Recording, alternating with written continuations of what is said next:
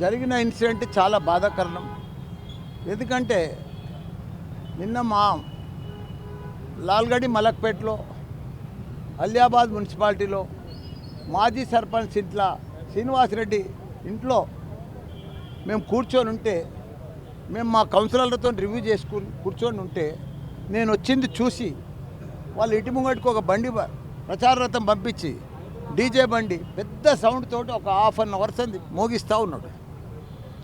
మేము ఎంతసేపు చూసి ఓపిక నశించిపోయి మా కార్యకర్తకు చెప్పినాం, జరప బండిని ముంగటికానే బొమ్మను మేము బంద్ చేయమని అంటే బండికి బంద్ చేయకుండా తాళం వేసి ఆ బిజీకి పెట్టి ఆ డ్రైవర్ కూడా వెళ్ళిపోయాడు ఇంటికి.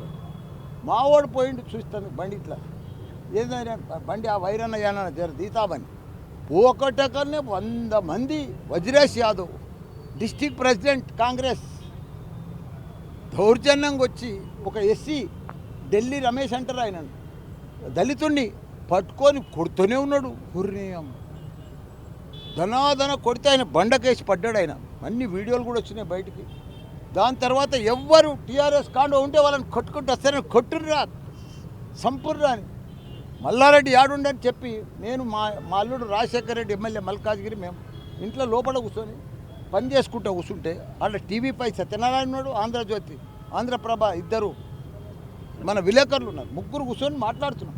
వచ్చి దబా దర్వాజా కొడుతూనే ఉన్నారు. మా గన్మెన్ లాపిర్రు, లేకపోతే మమ్మల్ని కూడా హత్యా ప్రయత్నం చేసినాను. అంత రౌడీ ఒక వీధి రౌడీ లెక్కనే, ఒక గుండె లెక్కనే ఆ వీడియోలన్నీ కూడా అంబడెంబడి వచ్చినాయి ప్రజలల్లో. ఇంత దౌర్జన్యం కాంగ్రెస్ అంటే ఎట్లయితే? ఒక 2 ఎమ్మెల్యేలు ఉన్నాం, మా ఇంట్లో మేము కూర్చున్నాం, మా కౌన్సిలర్ ఇంట్లో మేము కూర్చుంటే మీకు మేము ఏడ డిస్టర్బ్ చేయలే, మేము ఏడ బయటికి రాలే. మా కార్యకర్త పోయి జర ఆపన్నందుకు ఎంత దౌర్జన్యం చేసి కొడితే ఎందుకు ఇది ప్రజా సామ్రాజ్యమా? ఎట్లయితే చెప్పు. అది పోనీ ఏదో కార్యకర్త ఆయన కార్యకర్త కొట్టినంటే అది వేరే మాట.